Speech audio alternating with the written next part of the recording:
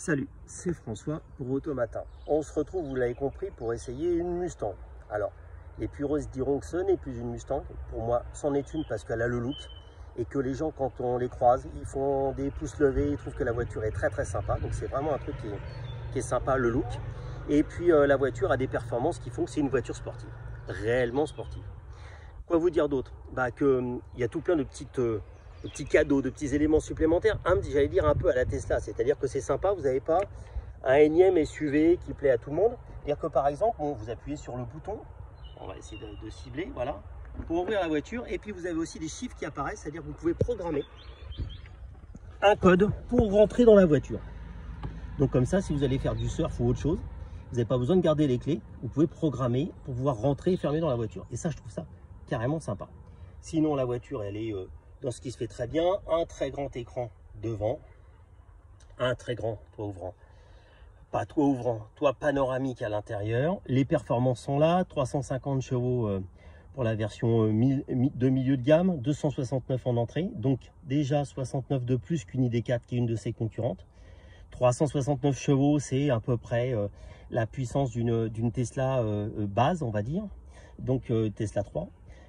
Il va arriver une version performante GT qui montera à 459 chevaux pour se mettre au niveau de la Tesla 3 Performance.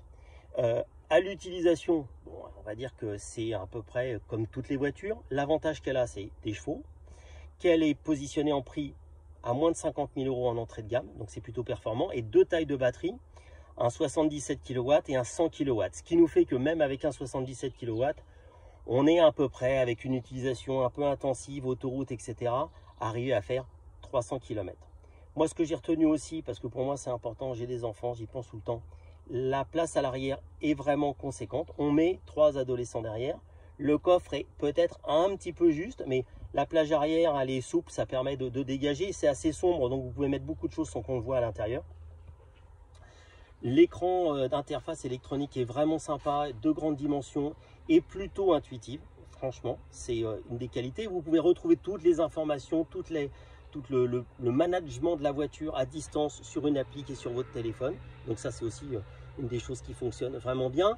Contrairement à certains constructeurs, quand vous programmez un itinéraire sur le GPS, il vous propose les endroits pour recharger, etc. Ce n'est pas deux choses séparées qu'il faut que vous managiez. Alors c'est basique, mais il y a des marques qui sont encore un peu à la traîne de ce côté-là. En électronique, tout marche, ce qui n'est pas toujours le cas de certains concurrents avec un logo qui commence par un V.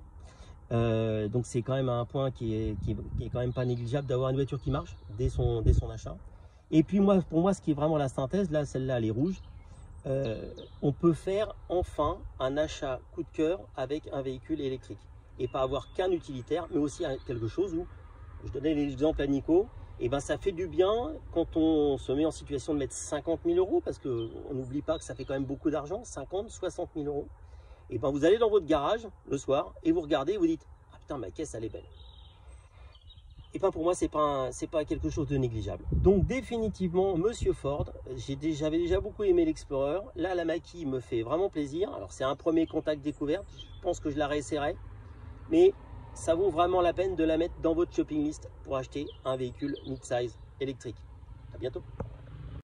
Et rappelez-vous, vous pouvez nous retrouver sur nos sites Road Story et Histo Auto, sur notre chaîne YouTube Road Story et en podcast audio sur iTunes, Spotify, Deezer et Google Podcast en recherchant les mots Road et Story. À bientôt.